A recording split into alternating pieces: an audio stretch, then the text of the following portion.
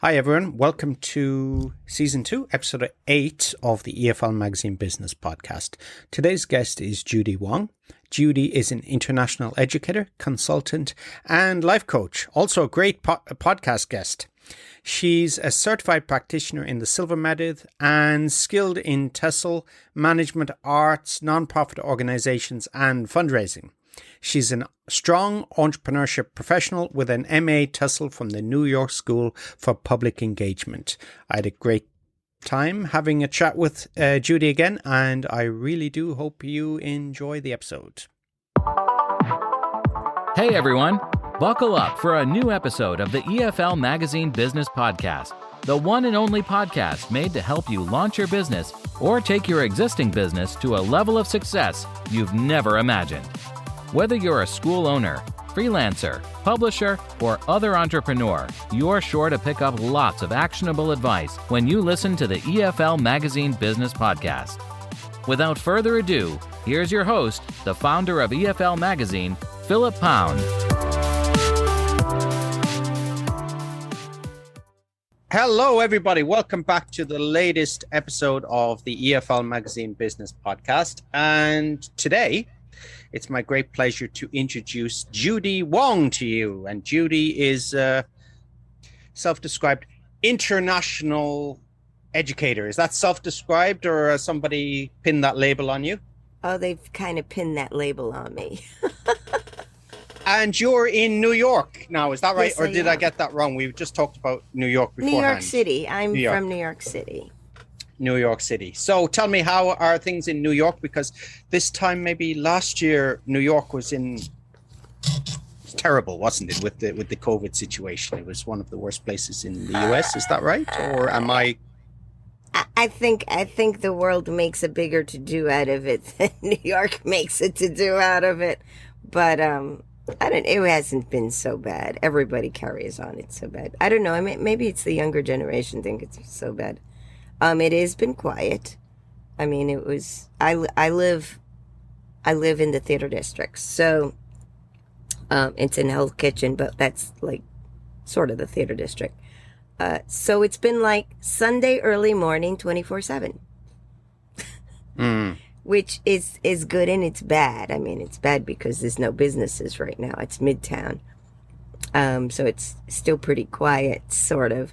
Theaters are starting to wake up, so it's a little bit busier than it's been. The rest of the city's gotten busier.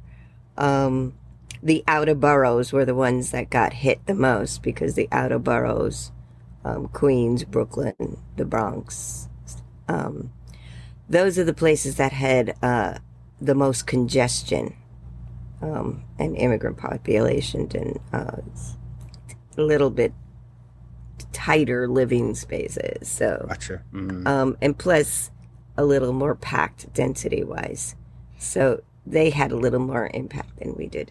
So tell me about Hell's Kitchen. The last time I heard it was Gangs of New York. Is it still like that, or it's more gentrified? It hasn't been gangs in New York in 40 years, darling. Oh, really? Yeah, it's been kind of polished up, and it's now It had a major gentrification that happened about 30 years ago. Well, 40 years ago. Partly because it was always very, very poor immigrants, and still is very poor immigrants. But now we've got a lot of rich people who've moved in. And they've built a lot of high rises and rich high rises around. So it kind of got a little better, but quite honestly, because of COVID, no one was using the sidewalks and the streets anymore, so that curiously interesting element came back out. And speaking of gentrification, you started your career in the property business, is that right? Or you had a career before that? No, I started my career as a performing artist. That's why I lived in Hell's let's Kitchen. go back there, like 15 years ago. Like 60 years ago. Okay. So tell me about starting out as a performing artist, because when we first started the call, I think you have this kind of jazz voice, this late night radio voice sometimes when I talk to you. So, yeah. What where did you start? I grew up as a professional actress, singer, dancer, and a model, and I did a lot of work. So I'm an over 60-year veteran performing artist. I'm also a visual artist. My schooling is actually in the visual arts. I was a sculptor, woodworker, and designer. So how about your parents? Were they also artistic, or were you a breakaway? Were they disappointed that you didn't get a proper profession, or were they okay with everything? Well, my mother actually, she worked in business, but her degrees actually were in art. She was an artist who went into the business world for money. My father was, a middle-class worker. He actually worked ultimately for the post office, but he was the controller there. But my father actually was a singer. When he was in the services, in the Army Air Corps services, he actually sang in their I guess choir corps or something like that. But he was actually a brilliant tenor. Okay. So, when we have the idea of, let's say, Chinese families, or nowadays Korean families, is that they pressure the kids to become, in a profession. Was it like that with other Chinese families when you were growing up, or is that a newer thing? Yes and no. I mean, it depended on how Americanized the families were. My father's side of the family had been here for almost 5 generations. So we weren't terribly Chinese. So my father always, his attitude was, do what's going to make you happy. Because if that's going to be the right thing, it's going to be the right thing. My mother, on the other hand, was a little more Chinese. And she was a little neurotic about the A++ crap. But I was a little on the rebellious side, so I really didn't care what she said. And still are, I think, Judy. But yeah, so we'll get on to the A++ thing when we talk about students in a little bit. So Right. You started off in performing in visual arts, in sculpture, and then what happened after that? Where did your Well, career I take got you? into education because I started teaching 45 years ago. I started teaching preschoolers. But in those days, preschool was considered avant-garde, something that wasn't going to stick, and something that was just sort of one of those hippie things that hippies did. So I got hired as an artist, actually, to teach preschool. And being that I only knew how to teach art at the time, I mean, I taught. Back then, I was teaching all the arts. I taught theater and singing and visual arts and that sort of thing. So that was what I knew how to teach. But I realized very quickly while I was teaching preschoolers that I actually had to teach them academics, because they actually, even though they're preschoolers, kids are a lot smarter than people give them credit for. And they wanted the academics. They were very bright, but they wanted the academic side of things, and they were interested in, and it dawned on me as I was teaching them the arts that I was actually teaching them the academics. So while I was teaching them theater, they were actually learning English. And they were learning all the important things, reading and writing and speaking. and while I was teaching sculpture and arts, they were actually learning their maths, and they were learning their sciences, because you had to learn about structure and you had to learn about balance, and so they were learning their sciences and their maths. So basically, I developed a curriculum where I was teaching academics using the arts, and that's what I continued to do in private and public school settings as a guest artist teacher, because I didn't actually have a degree in teaching at the time. my degree was somewhat interrupted by my mother, the A++ neurotic, but but yeah, so I ended up teaching for many years in the school systems, in private and public practices, as a guest artist. I would get hired as a guest artist because it was the only way they could hire me. And then I would end up teaching academics. Usually the students that gave me were the students that, I hate the labels they give to the kids. Like, they call them disabled or learning disabled. And I said, stop calling them that, because they're actually kinder than a lot of, we used to hear when we were growing up, the R word was used, weren't they? Or S, right. slow. I mean, there's nothing disabled about them. There's nothing retarded about them. There's nothing slow about them. They just learn differently. And the cool thing is that when I was teaching them the academics using the arts, it leveled the playing field for them.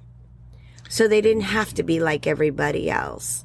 They could be learning art, but they were learning the things they needed to learn. They just use it using through art, because art, music, art, and I consider music and art, all of those in the arts, is a universal language. So it doesn't matter, how they're learning or what they're learning. They learn it. And a lot of times what I realized was that it wasn't that they had learning disabilities, but they actually just didn't speak English. Or they were, not native English speakers. And for me, that was, it was a kind of a sticking point, because I grew up as a bilingual speaker. I grew up speaking Ecuadorian Spanish and English. I actually thought to some degree I was Ecuadorian Spanish until I was about 6, when I was in grade school. But the reason I grew up speaking Ecuadorian Spanish is because my nanny was actually from Ecuador, and I spent more time with her than I ever did with my mother. And I remember it bothered me as I grew up that this woman was brilliant. She was actually an engineer, but she couldn't work as an engineer in the United States because she didn't have, she had the English down fairly well, but she wasn't considered fluent enough to function as an English-speaking engineer. So she couldn't work as an engineer, but she actually had an engineering degree and was quite smart. So that kind of bothered me, that people were throwing non-English speakers into the disabled category. And I'm like, there's nothing disabled about them. They're actually smarter than you are. Yeah, so there's a couple of things I picked up there, that you were ahead of the curve, really. You were ahead of your time regarding education. So now, of course, in Finland, they have famously have classrooms without subjects. And then, there's more emphasis now on people with, what would we say, more neurodiversity is not the word they use now. Yeah. So you had spotted this in what year? In the 70s, 80s? 1980, 79, 80 was when I started teaching preschooler kids. And how was the support system for these kids back then? Totally stinky. I mean, they were thrown into they were just thrown into the throwaway kind of category. And you can't really blame the teachers at the time so much as because they were never taught how to recognize working with these students. So the only way they were taught to teach children was that you keep throwing this stuff at them and it either sticks or it doesn't stick, not understanding that maybe there was something else going on with these children that maybe you needed to pay attention to, for example, I know that mostly because I was bilingual, that a lot of the reasons the students that don't speak English, did not grow up speaking English, or some of them were actually born in the United States, but their parents were from somewhere else, and their parents were interested in them maintaining their own language as well. So unfortunately, they immersed the child in their parents' native language before they are the age of 2, and did not really introduce or start immersing them in English until after that, which unfortunately locks what their default language is going to be, because basically we are developing what our default language is by the age of 2, and I guess I understood that a little better, because I understood that students sometimes, it's not that they're dumb or they didn't understand things. It's that when in doubt, you're going to default to what your default is, default to what you already knew or what instinctively knew. And a lot of times it's another language. And if it's another language, then you're trying to decode an English piece of text in another language, and it comes out all gobbledygook and totally unrecognizable. But if somebody actually read it to them, they would totally recognize all the language that's confronting them. It's just that they never knew that's what it looked like in a reading form or a written form. And I understood that because when I was very young, like I said, I spoke Ecuadorian Spanish, and that was sort of like a native language for me. So when I went to grade school, I was considered a smart kid. So in the United States, only the smart kids had a second language in grade school. So what is grade school? I don't know, I'm not from the US. Very early age, Oh, kindergarten through 6th grade. One of those American terms you hear on TV and then you kind of forget about, and then you hear it again. So what does it mean? Yeah. It's early school ages. So it wasn't common to get a second language back in the early 60s, late 50s. If you were in grades kindergarten through like 6th grade. Second languages in the United States were not introduced in schooling until they were older, like junior high school, middle school, or intermediate or high school level, upper grades. But if you were very smart, and in New York we had a program for very smart kids, and if you were very smart, and I guess somebody tagged me as very smart, you got to do second language, and very often it was Spanish. Unfortunately, it was always level 1 Spanish, so 6 years of level 1 Spanish is nauseating, especially if you're already a Spanish speaker. I can imagine, yeah. So I remember when I went to 7th grade, and they said, "Oh, you get to choose languages for your second language. Would you like French or Spanish?" I said, "Anything but Spanish." But I learned something which was interesting, that when in doubt, we default to what we know. And I had a really hard time learning French because it's so similar to Spanish in some ways, because they're both Latin languages, that when in doubt, I defaulted to Spanish. And I didn't even know I was defaulting to Spanish, except that my French teacher kept yelling at me continually, "En français, mademoiselle, en français." And I was like, I am speaking French. What's the problem here?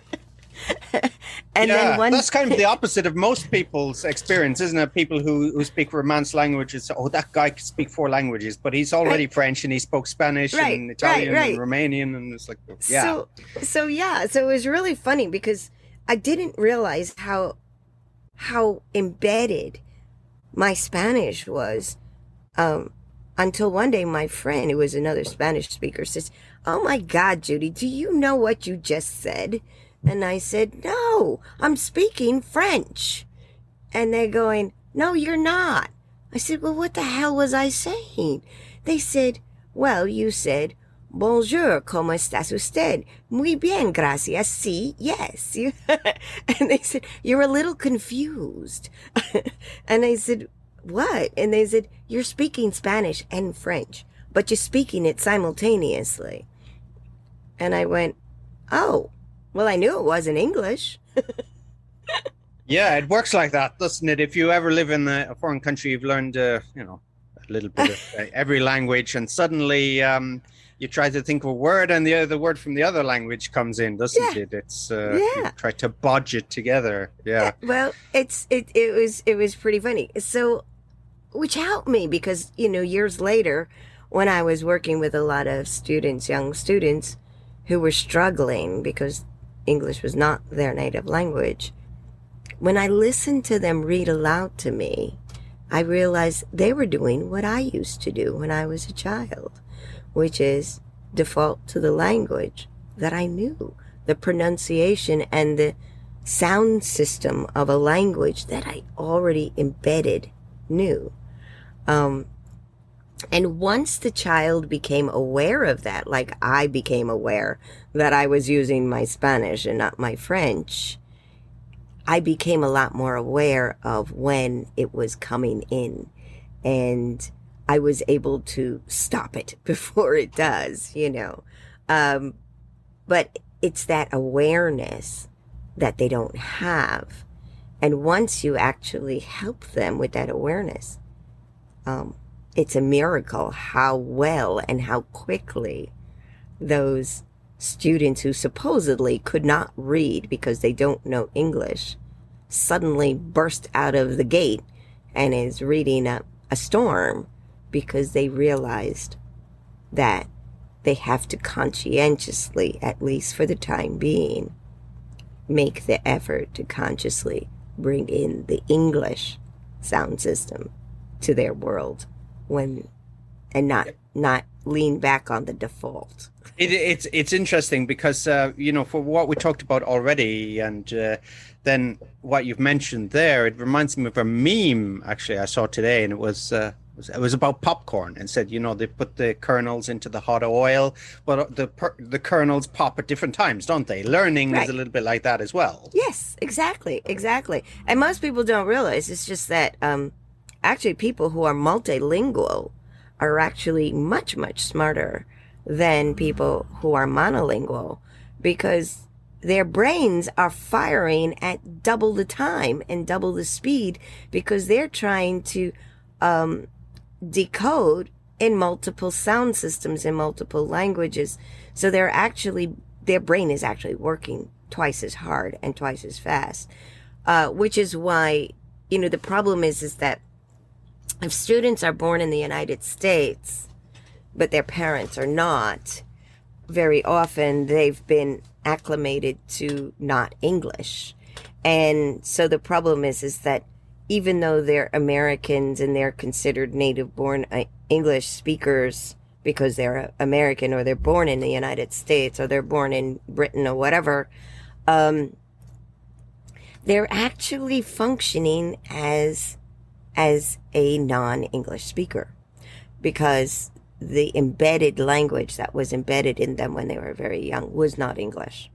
So the problem is they get thrown into a monolingual school, and the monolingual teachers have no idea how to work with them. And their assumption is, well, I'm just going to keep throwing the curriculum at them, and it's just because they're stupid that they don't get it. And it's because their brains are firing in a different sequencing than you assume they're firing. And that's kind of important. Well, it's not it's not just a problem for the non-natives or for the maybe immigrant children, is it? I mean, no, that's for everybody. I think I saw a documentary. It's probably on YouTube. George Monbiot, I think Monbiot. Yeah. I can't remember. He's a writer for The Guardian, but he he was on a field trip with some kids, and one kid in particular took his interest, and the kid was very insightful, very intelligent. Everything in George's words, everything he said was, right. something to be, remarked on. And he went to the teacher and said, "Oh my God, that kid is a genius." And the teacher said, "What are you talking about? He's like he's the bottom of the class." Yeah. So I thought he felt depressed after that. Yeah. Yeah. No, I mean, very, very often, like I teach privately. I'm a private teacher as well as teaching in schools, and I taught in universities over the years. But a lot of times, the children that get brought to me, they're always being brought to me around the 4th grade or the 4th level, because that up until that point, monolingual students and multilingual students are being taught language the same way. They're being taught distinctively. They're learning individual words. They're learning sound systems and things like that.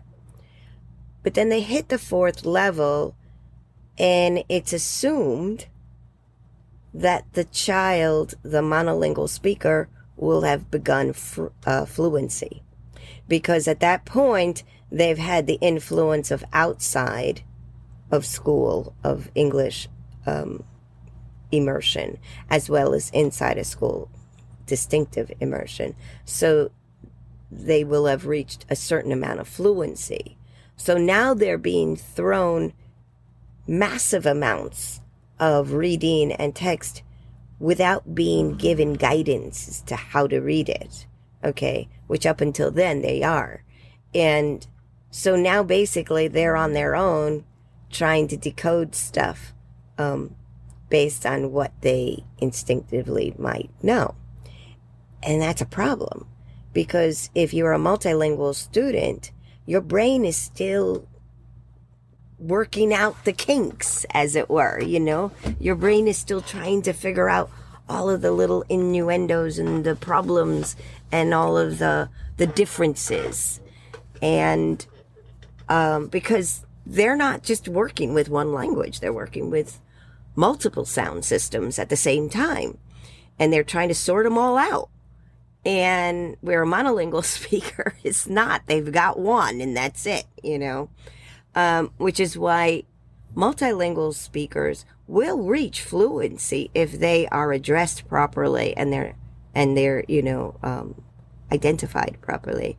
They will reach their fluency, but they reach it usually 1 or 2 years later. Okay, but the problem is that in the school systems, they're so busy categorizing people that here are these children who up until that point would have had like the top scores in math, the top scores in English, the top scores in sciences and everything else, right? They suddenly reach the 4th level. They still have the top scores in most other subjects, but their language subject suddenly drops to a 2. And the teachers say, oh, well, they don't know English. They're just dumb. They can't learn it. They're disabled. They've got learning disabilities. Because they don't understand. They're actually trying to translate the text in another language. Because you're no longer giving them guidance as to how to decode specific words. And so now they're being faced with massive amounts of new language that nobody's ever taught them how to decode. And they know the words because they've spoken the words, they've heard the words, and they understand, but they've never seen it. So they don't know how to decode it. And so they're now trying to decode it in another sound system, language sound system, like Russian or Portuguese or French or Spanish or something. And it looks to them like an alien word.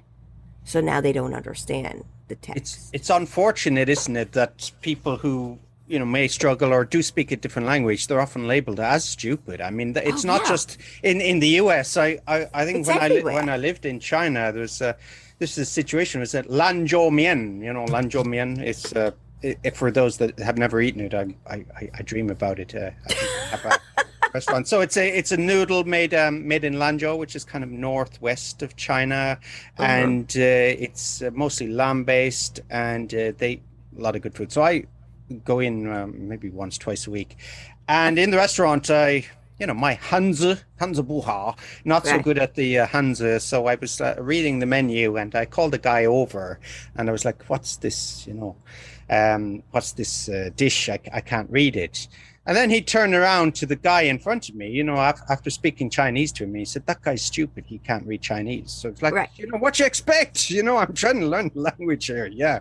But I don't know. And he said it after I speaking. People do that, I was always told I was stupid by my more Chinese relatives because I don't speak any Asiatic languages. I speak a lot of languages. Asiatic is not one of them.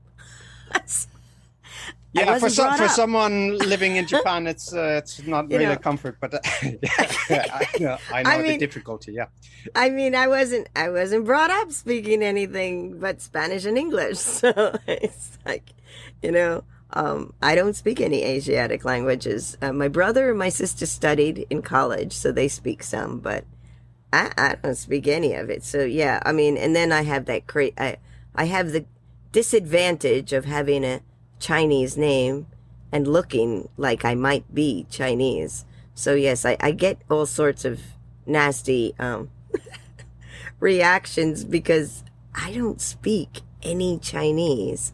I don't speak any Asiatic languages whatsoever. I mean, and the extent of the few Asian or Asiatic language words that I might know are the basic ones that every New Yorker would know, like every New Yorker knows how to say Happy New Year. So we all know how to say Happy New Year, it's like, there's not much that I know. Okay. So it reminds me of a Chinese comedian, or actually a Chinese Canadian, and I can't remember. It's been a while since I've seen this clip. Maybe you know him, but because you're a comedian also, you've worked in that circuit. But he recounted a story of when he went to a Chinese restaurant, and the guy was, he thought he could speak Chinese, read Chinese. He handed him the menu, and it was, all in Chinese. And the joke was, okay, I'll have circle, circle, box, box. So that was, So it's a little bit like that. There is a struggle. Yeah, there is a struggle. I mean, my brother got married, and it was very cute. It was his best man was this white guy from his fraternity, and Bobby was so happy that I was the maid of honor and that he was going to get to sit in this big Chinese banquet, because Chinese banquets, if you've been to them, are great. It's like 13 amazing dishes that are really delicious. And did they have the dragons and the pig and the... Yeah, there's all sorts of that. Yeah. So, so Bobby was so excited because he was going to be sitting with me, at this banquet hall, and he would finally get to know what all these dishes are, right? So he's like, "Great, Judy, good, you're here. So you can tell me what this is, right?" I said, "Yeah, sure." And the first dish comes out, and I'm like, "Oh, you're gonna love this one. It's crunchy and not too sweet. It's good." And then the next dish comes out, and I go, "Oh, this is really nice. It's kind of like, it's a seafood thing, but it's sort of, I don't know, like slimy, but not, like, it's good. It's, crunchy." And the third dish comes out, and I'm like, "Oh yeah, that's kind of like sweet and with, meats, and it's yummy." And he looked at me by the third dish and went, "What the hell? I could have told myself that's what they were." Yeah, that's. I said, "You didn't actually think that I knew what the hell all this shit is, did you?" So, Judy, I wanted to move on. So we'll talk a little bit more about education in a minute, but I want to kind of move more towards your business experience. And you eventually, there's maybe a circuitous path, but you got there to property development. Is that right? Is that or interior design? Isn't that right? You told me. Well, I worked for a while as an interior designer. I was the chief design assistant for a major interior design and construction firm. My boss was Winston Churchill's granddaughter. She was a little nuts, but she was really sweet and really smart. But it was an interesting. We were renovating a major hotel in New York, an old hotel. I suspect that she got the property because she was going through a divorce, and her ex-husband was a major retailer, real estate mogul in New York. But it was, I don't know, it was I did a lot of jobs because I guess growing up as a professional performer, there is something that is unlike any other profession. You are always in a state of unemployment, so you take on other jobs. And being that I was very, very smart, I had a lot of skill set. I had gone to a special arts high school that was kind of like, there's a school in New York called LaGuardia Arts High, which is a college prep and conservatory school, which actually back in those days, that was not what that school was. My school, my art school, was what that was a college prep conservatory. So I had this skill set, and I was a brilliant draftsman. I was one of the weird people who actually like drafting in architecture, which in those days meant you actually sat in a really dark room with a light box and you just drew straight lines all the time and measured things. We used to call it the DG room, the dark room, or the dungeon room. But I was one of the few weird people who actually was really good at it and very good at drawing and drafting and reading drafts and blueprints and things like that. So I got hired by this interior design construction firm and worked my way up to being the chief design assistant. And that's also how I eventually figured out what computers were, because my boss was like, we're paying these computer geeks to do stuff for us, and they don't even understand what a color wheel is, for crying out loud. And she said, will you go back to school and learn this, computerized drafting stuff, because then you'd be even more valuable to the company and whatnot. So I did. This was long before iPad Pro and all these programs. They didn't have all those fancy things. You actually had to learn bits and bytes. But the funny part was... that takes me back. Yeah, bits and bytes. That's like 1980. You actually had 84. To program. This is the early, mid-70s. So you actually had to program. The funny part is that my older brother was one of the first doctorates in AI. And when we were kids, and he got really excited about computers, and that's when computers were the size of a New York City block.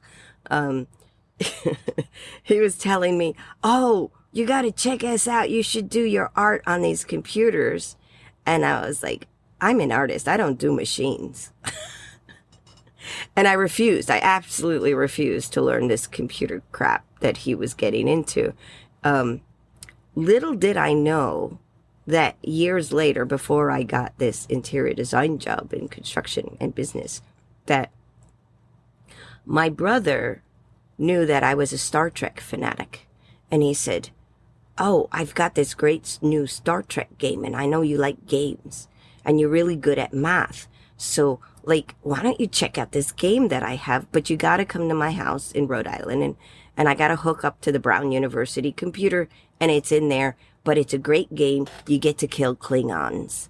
And I thought, oh, what a great game, Star Trek, and I killed Klingons, right?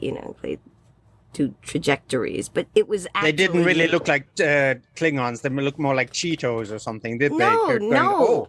No, you had to map out, you would get an instruction, boxes, blah, blah, blah. And you would have to map out the trajectory and figure out where they might be and all of this. And it was because you had to do math. So, you did all that. And I love the game. Well, I like math, but I love the game because it was Star Trek. And I would be obsessed whenever I go to his house. I'd tie up his phone line because in those days, that's how you got the internet. Oh, this sound, yeah. Mm. and I did that for a while. And then years and years and years later, here I am working as an interior designer, and I'm going back to school to learn, architectural digital drafting, right? And I had to learn computers and I had to learn programming and I had to take all these basic programming, basic computer classes, learning the bits and bytes things and everything and how to program. And as I'm taking this class, I'm sitting there going, I already know how to do this. This is killing Klingons. My brother, the sneaky little bastard that he was teaching me how to program computers by telling me I was learning to play a game killing Klingons. So he used my love of Star Trek to sneakily teach me how to program computers so that I didn't know that. It was just bizarre when I'm sitting there taking this class going, I already know how to do this vector stuff and programming. So that was pretty wild for me. So you had a pretty unique skill set collected. So you had your fine art background, sculpture, education, of course, and then of computer programming. So right. How does this feed into being in business for yourself? So you already mentioned it's being in business, the uncertainty that an artist would have, or right. Actors, right. They don't know when their next check is going to come in. So I started getting into this. I started studying computers, which then got me into, building a computer is like sculpting. And in those days, it's not like it is today. You can, everything's so easy. You actually had to create that, put, brains in there, like CPU chips, and you literally had to, sculpt it if you wanted to create a computer. And I finally was saying to my brother, I want to get another. I finally decided I know how to do this computer stuff and I'm going to do a computer. And I need a computer. And he's like, you should wait until we could start. They're upgradable. And then he finally let me get one. And he goes, these are upgradable. Because in those days, they were like Ataris and those horrible old Apples and those Commodores and things like that. And this is mid 80s, isn't it? Commodore is like 84, 85, something like that. No, early 80s. Oh, really? 80s. Was it early? Yeah. Oh my God, I'm showing my age now. Yeah. So we had another one called Amstrad, but you didn't get that one in the US. We had Spectrum, Amstrad, and Commodore. They're the main ones. Commodore was one of the few that managed to get past Atari and all of those. And so I finally got a computer that was upgradable. And I was like, I need something faster. I want to put a new chip in. And my mother, who became a programmer, I guess that's what artists do. We become programmers. So she became a programmer. She was a visual artist. And she's like, I'll get you somebody here to put that computer together for you. And I'm like, the guy was taking forever. And I finally was like, how hard could it be? I'm a sculptor. I'm a mathematician. I could put this stuff together. So I took the darn thing apart and I started building it myself. And when the guy finally showed up, he goes, wow, this is really nicely done. Who did this? And I said, I did. And he goes, well, why'd you need me? Because you did a really good job. So that grew my next business, which was an IT consulting business, which I sort of still have. I keep it on the side for when I need like break the pandemic, glass in case of emergency. Like the pandemic shows up, when you need to have another job on the side. But what I started doing is I started building computer systems for small businesses and individuals. And what year was this?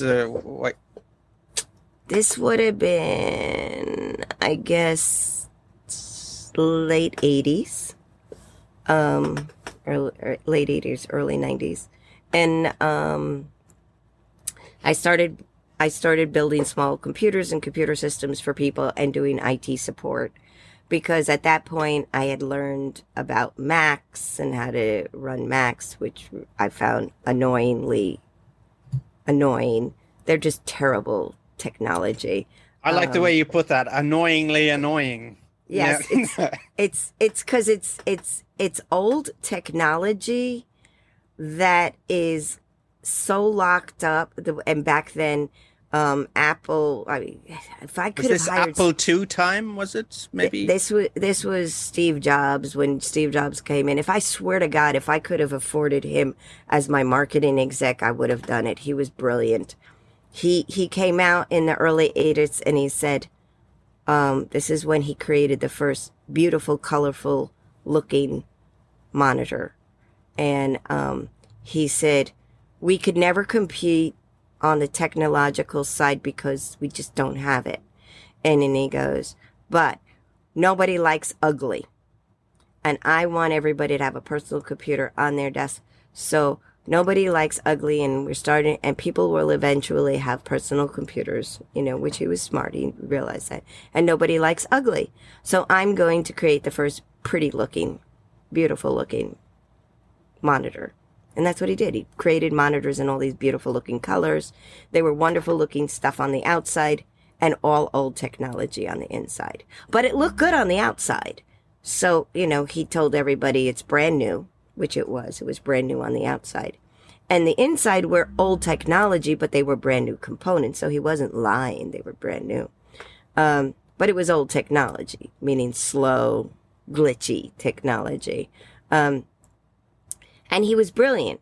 He took a page from Rolls-Royce, which Rolls-Royces never break down. You know why? There is no breakdown report in existence on Rolls-Royce. They do break down, which is why when you buy a Rolls-Royce, you get a full maintenance and an emergency service that goes with it. Because if your Rolls-Royce breaks down, they come, they fix it, and there's no service record. Wow. So Rolls-Royces never break down because there's no service record, right? So the thing with Apple and Macintoshes and those with that, they never got viruses or Trojans. Of course they did. They always got viruses and Trojans. They always got hacked. Maybe not as proliferantly because there was nothing worth hacking in them, but yeah, they always got viruses and Trojans. They were always constantly getting viruses and Trojans, but there was no report ever that there was a virus or Trojan, because no one was ever allowed to open their system, and no one was ever allowed to know what their working systems and their programs were, unless you were a certified Mac or Apple tech. Okay. And those people who were not allowed to tell the customer anything. But, us techs, we talk. And what people didn't understand is that every time they brought in their rig to an Apple or a one of those, an Apple tech service place, a repair or a troubleshooting that should have taken 20 minutes to an hour always took at least an average of 24 hours to 3 days, depending on the size of the rig or the size of the device. The reason is because the first thing that has to be done when any rig or device gets brought into an Apple tech service place is they do a full shakedown and they clean out all the garbage, like the Trojans and the viruses and all of the things. And then they just tell them, oh, there was a software problem. Don't worry, we fixed it, right? Software problem or hardware problem. Yeah, it reminds me, actually, there's a YouTube channel I like. Well, actually, there's a couple of these where they get old computers and they switch them on again. I think there was one from, it was ThinkPad, IBM ThinkPad from 96, 97. And it was never taken out of the box. It was left in storage in some company. And one of the viewers sent it in, and the guy opened it up, and he put on, what was the game? I think Doom. Maybe if you remember that game, he put it on the original cartridges. Oh, they work. Yeah. They work. They work. Yeah. There's nothing wrong with them. They work. I mean, the thing is, though, that what was brilliant on his part is he wrote into the warranty that if you opened any of their devices or rigs, you automatically voided their warranty. Still have that, don't they? I think. Yeah. And the reason for that was because they didn't want anybody to open it up and find out that there's old technology inside. Because if they found out there was old technology, then it kind of throws out their thing of why they're charging you a small fortune for new technology, which is really just a new component, but old technology. And, you know, the thing is that he was brilliant because he knew in China and Japan and all of the places that made the components that they literally had stockpiles of components because they would make them by the hundreds and thousands. And then, you know, as my brother said, the technology was immediately becoming antiquated within 6 months. So as soon as it became antiquated, none of the tech heads like me would want it anymore. I don't want that. I want the new one, right? So now all of these places were left with huge stockpiles of old technology. And there was nothing wrong with the technology other than that it was old. So maybe it was a little more glitchier than the newer one, but it still ran, it still functioned. You know, it's just that it was older, right? It functioned slower. It didn't function as fast. You know, just there's little things like that. And Steve Jobs was brilliant because he realized the consumer had no bloody idea what the hell anything was. So all he had to do was tell them it was a new component. And it was a brand new component sitting in a warehouse for the last 2 years. You know, because on the average, their technology was at least a year to 2 years or more old. And he sticks it into pretty new outside, which is brand new. It's pretty new outside, which is usually made of plastic so that it breaks very easily, you know. And then he tells them, I'm giving you state-of-the-art brand new stuff. And he uses little words like i7, you know, so everybody says, oh yeah, i7 is the new thing. It's a big new chip. It's the fastest new chip. Yeah, it was at the time. When he finally put in an Intel chip, was the fastest new chip. The problem is that when he put in the i7, he put in the i7 release 1. At the time when he did that, we were already into the i7 release 3. But what does a consumer know? Exactly.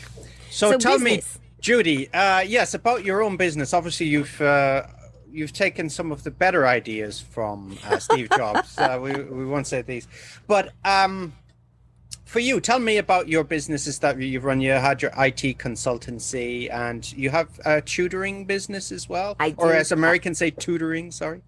Yeah. Yes, I tutor students, young students, and I tutor older college students too. I'm also a college counselor because at one time I worked in an admissions office for colleges, so I know the inside and the outside of college application processes.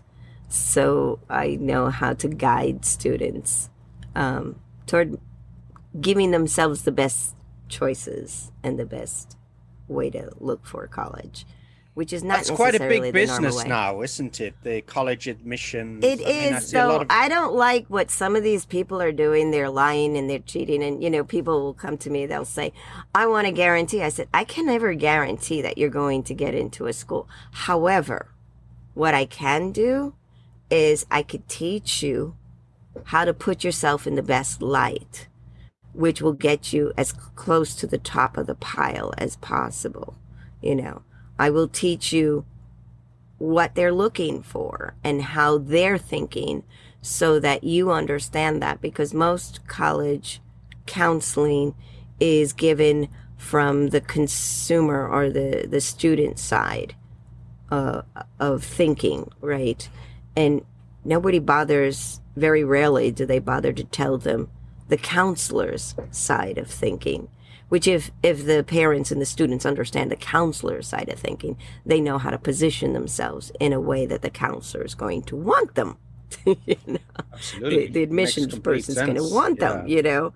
And very often they get all tied up into things that are not the most important things, which is like the scores, your college entrance exam scores is probably one of the least important things that, you know, I mean, it's important in the sense that you should make sure your score is well within a range of the type of student that they would take, you know, but your score is not going to decide whether you get in or not. And how high your score is not going to decide whether you get in or not. And whether you are a valedictorian or not is not going to decide whether you get into the school or not. That's one of those other American words, valedictorian, I used to hear, and homecoming queen and grade point average, all these things. The top kid. Being the top kid in the school is not going to necessarily get you in, you know. Maybe daddy buying the school a $7 million endowment might get you a leg up, but it's not going to get you. Absolutely. Or, of course, you could go for Trump University, but as a fallback. But yeah. So that's interesting. The whole college admission process in the US. I mean, from where I am in Ireland, basically, you just get X score and you go to get your college place. Right. Yeah. In UK as well. And, but it's the whole thing. It's like, you know, and that's why when the admissions people tell them it's an organic process, they're not joking.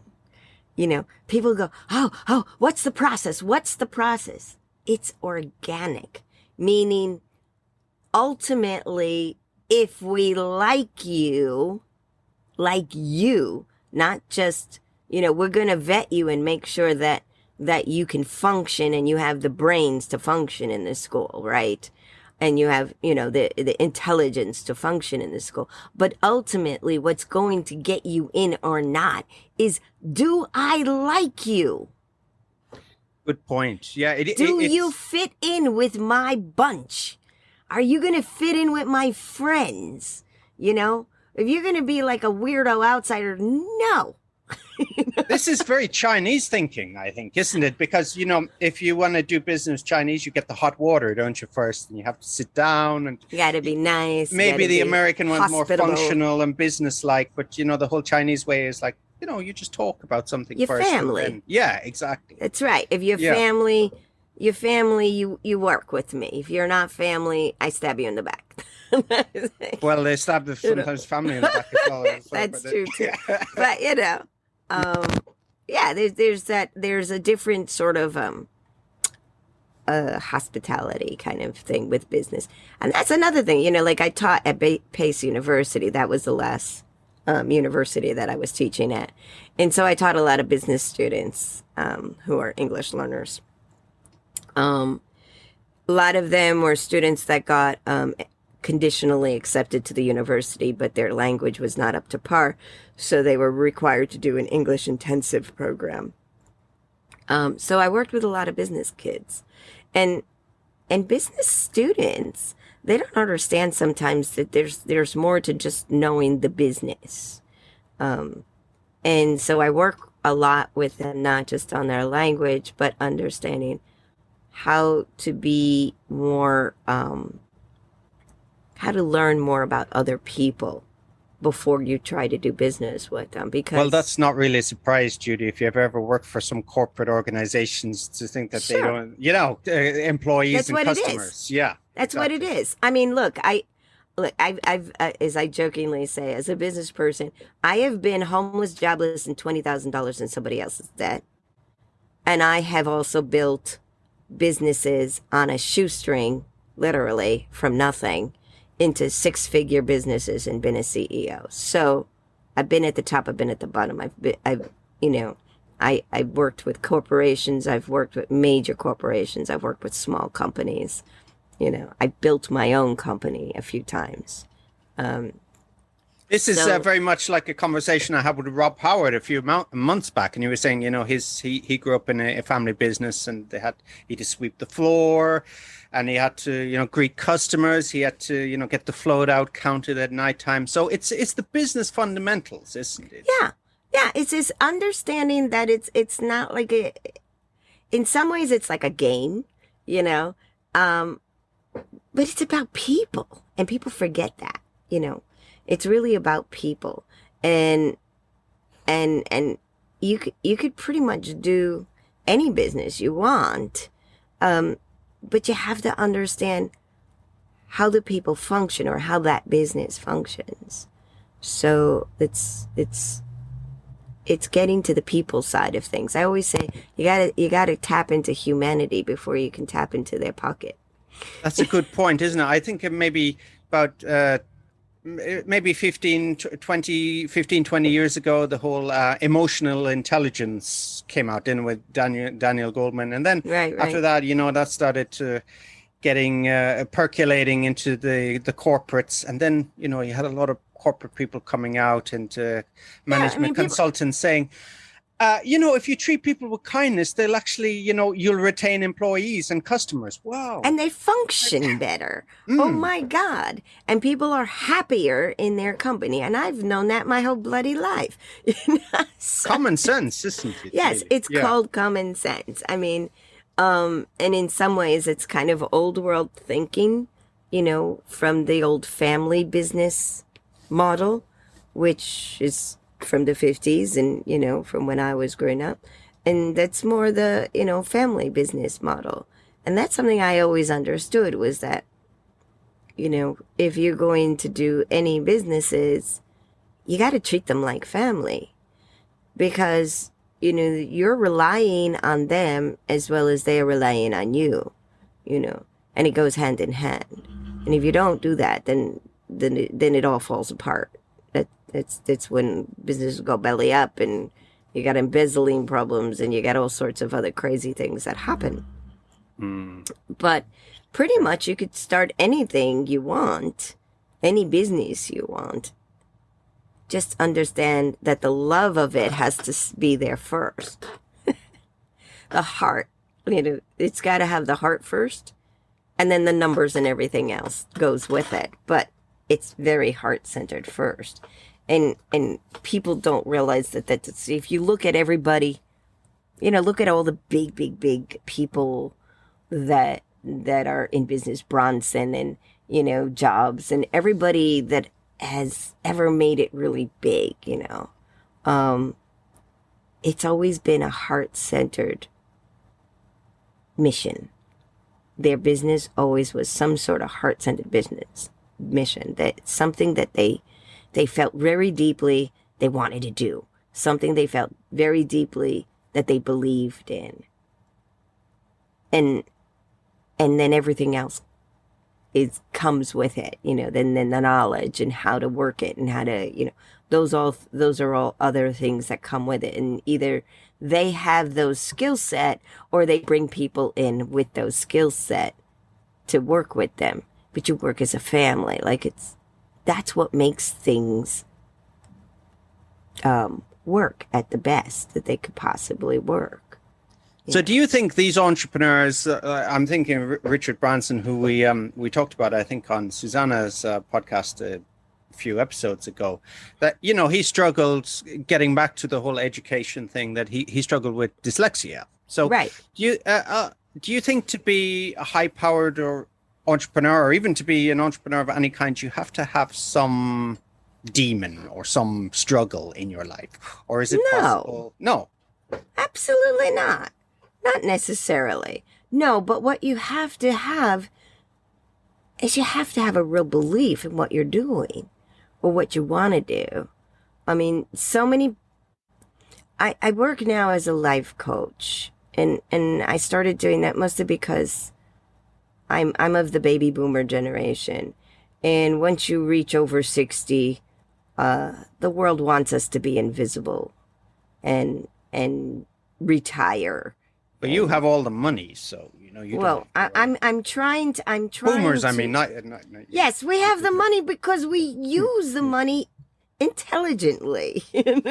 Well, life was easier for you. I'm playing devil's advocate here. Oh, hell no. Thing. If you think life was easier for us, are you kidding me? You guys got it. You know, this is the one thing about the pandemic. I'm Generation X now, so you this is something about the pandemic that really just made me nuts, is that everybody was carrying on. Oh my God, it's so terrible. Oh my God, we can't do this. Oh my God, it's the worst thing. We got locked down. And you know what? What really makes me nuts is that I'm like, really, people, it really wasn't that bad. Let's put it into real perspective. Sure. At home with Netflix, it's not that bad, is it? Let's put it into real perspective. You still got goods delivered. Things were being delivered to you. Yes, you were getting, you were able to get things, except in like third world countries and stuff where it was really more difficult. But for the most part, in the United States and places, the big countries where they were whining the loudest, you still got things that were able to do, you know, your lifestyle, other than going out and traveling all over the place, was not so bloody different. You were able to eat well. You were able to, you know, work from home. You were able to do things that were not taken away necessarily. Okay. You were able to see people, even if you couldn't physically touch them.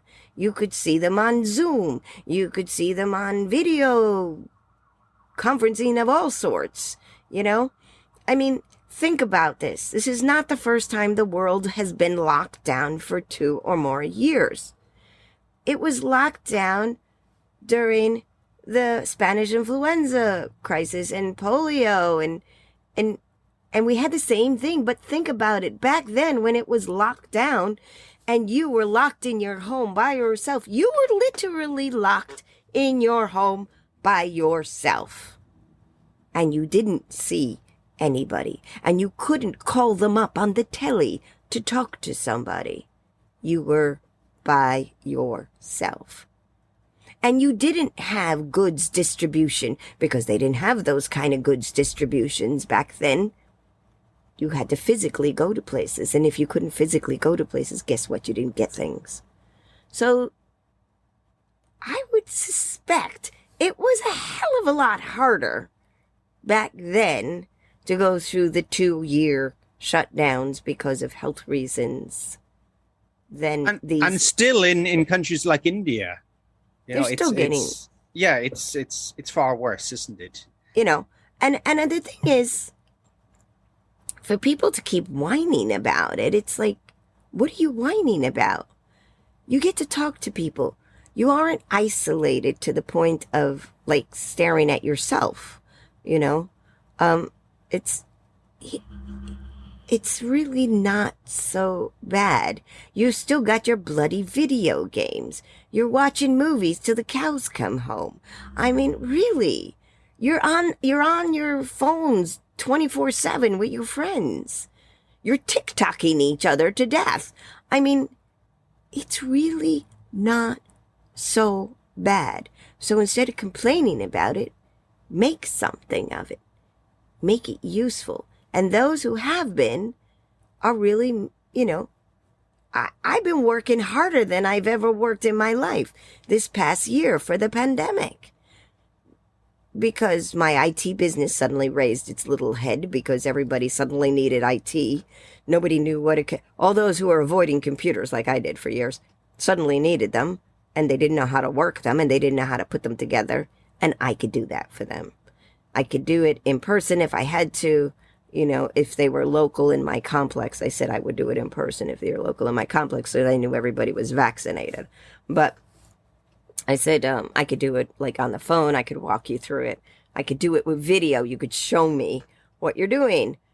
So it's like me being in your room anyway and helping you fix it. And we can order parts to get it in there. So I could, you know, I could work on it for you and stuff. So here's a question for you. Just on this, it's kind of topical as we're speaking. It's the 6th of August, and the revelations about Facebook went down for. That's another thing people That was are whining pretty about. funny. Facebook went down. But then, of course, I think in Congress, there's some hearings that what's the quote that Facebook is triggering people. It's playing on people's worst fears and emotions in order to maximize the profitability of the company rather than mental. I think there's lots of businesses that play lots of business games and lots of mind games for control. And it's all about control. It's really about control. And, but, it only proves one point that I used to tell my students at Pace University all the time. Because in my classes, I tried to discourage them. I said, you can use your computers outside of my classroom, but I do not want you using your tablets when you're in my classroom. You're not allowed to use your phones unless it's a specific assignment or a specific project we're doing. You're not allowed to use them. And they're like, but I need to do it to write. I said, well, there's something called a pencil and a paper. You can write with that. And, I needed to get information. I said, there's something called a library, and you can actually take a book out and read it. Yeah, I know. It's you see students, they come to school, they have the latest tablet, greatest, phone, and they have like, no pen, and they're not functioning. No notebook. Yeah, they're not functioning. And I said to them, they go, why? Because I got this. I don't need it. And I said, not for nothing, but what if your battery dies? Well, I plug it in, but what if there's no electricity? Well, then I have satellite. I say, but what if those go down? What are you going to do? You need to function.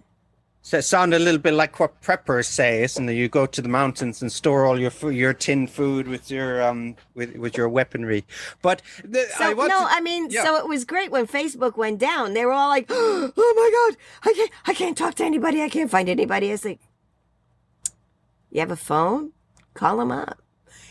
I saw a report on the BBC. They were doing some vox pops, and there was people saying, "Oh yeah, I couldn't reach my mother." Another guy, and there's other young woman. She's probably early 20s, and they asked her, what did you think about Facebook, Instagram going down? She said, "I think it's the best thing ever. I think Facebook and Instagram are the worst thing ever happened to this planet." But but yeah. So getting on to so I wanted to kind of talk about Facebook and. Mental health and resiliency as your and this is something that not just entrepreneurs have to deal with, but what kind of tips, what kind of pointers would you give to people who are thinking about starting the entrepreneurial journey, or going through difficulties that we all have to learn, as a coach? Okay. So like I said, I started doing this business. It's called Living Out Loud. Ain't over yet. Because I was finding a lot of my baby boomer friends and colleagues were all being put out to pasture, which is kind of BS, excuse me. We have a whole lifetime still yet to go, a good 30, 40 plus years. And that's a lifetime, for crying out loud. Why should we be put out to pasture now? And people are looking for businesses. So yes, I started getting a lot of people coming to me looking to, how do I start my business? And how come I bought into this great box business and it didn't work? And I said, well, maybe it was something you really didn't want to do in the first place. So my suggestion is sit down before you go. You want to do your own business. Good. You want to do something that that will make money and have a better life for you. That's great. But the truth is that if it doesn't resonate or fit right with you, it's going to fail. And it's going to keep failing because you deep down inside really don't want to do it. So what you need to sit down is actually think about what your skill set is. What do I do? What do I know? And not just your skill set in your recent job or your recent career, which unfortunately we have a tendency to define ourselves on whatever our last career or our last long-term job was, right? We tend to define who we are by that.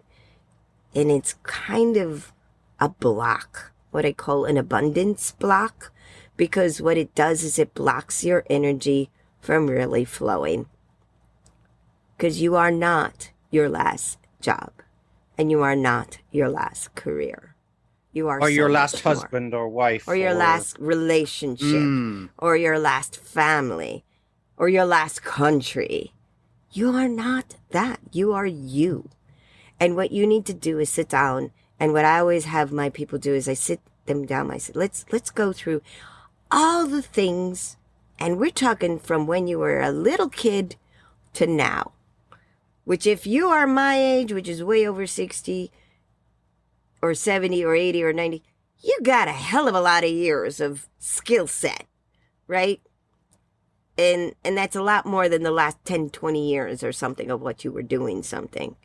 So you go through the whole skill set, and we go through the whole skill set. Things that they did or have done or learned. Things that they had skill sets for that they threw away somewhere down the road because somebody told them, oh, you're too old, or oh, that's not a good thing, or oh, that's not the right thing to do. Nonsense. Anything is a good thing to do. Everything is a good thing to do. So you just figure out what your skill set is. And then, you go through the skill set.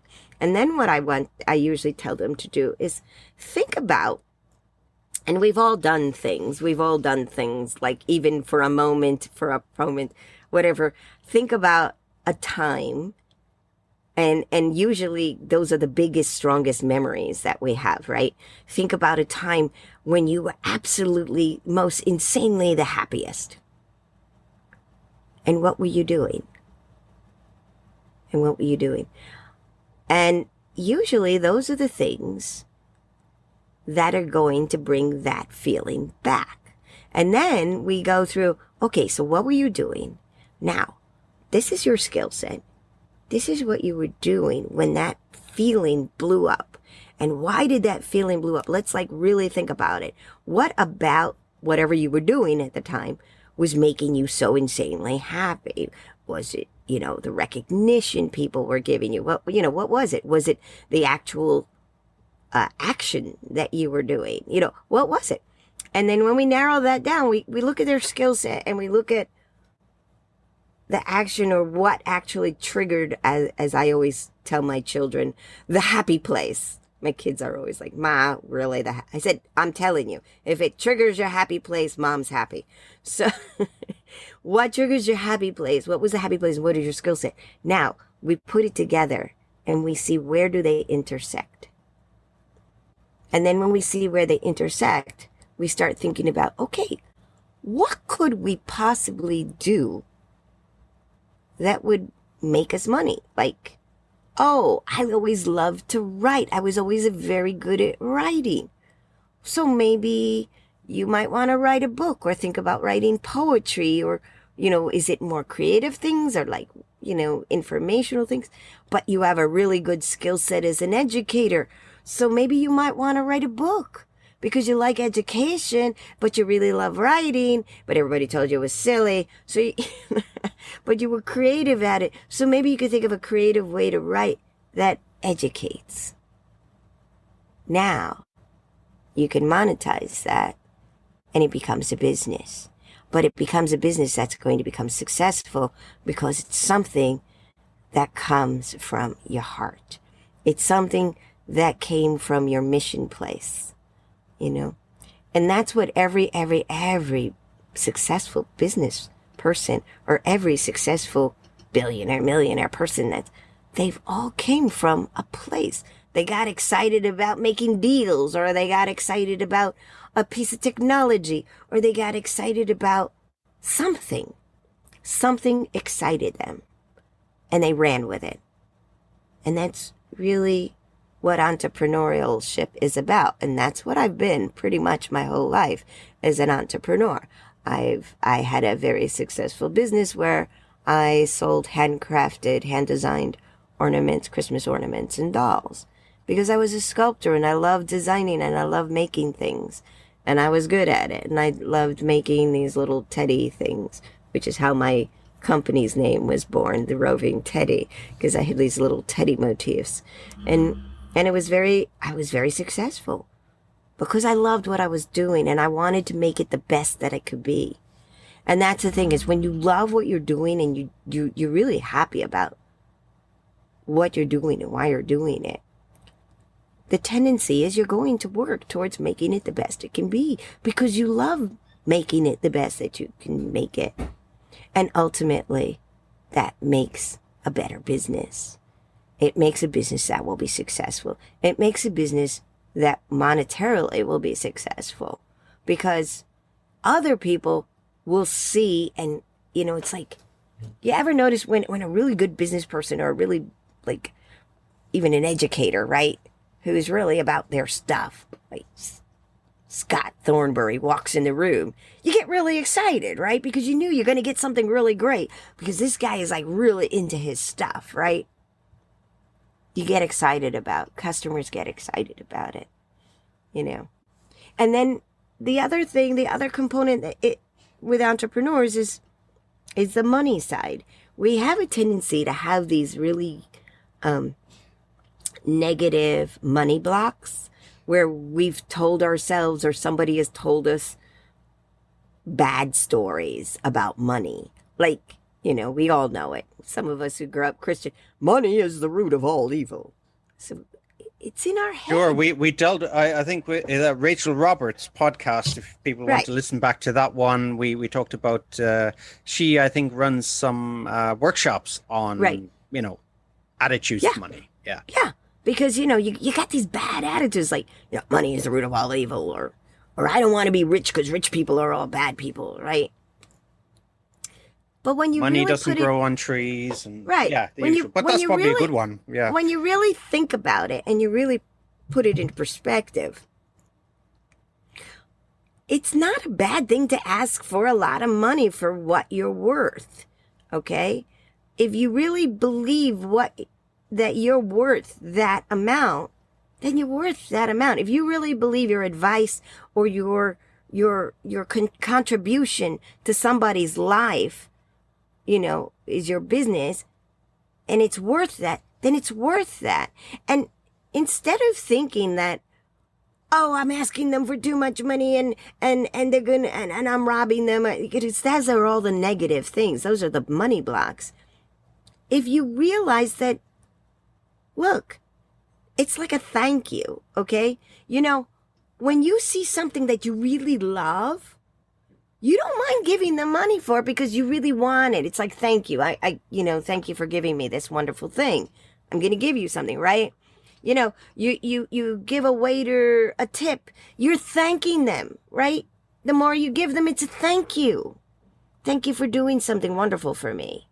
So basically, that's kind of the same thing.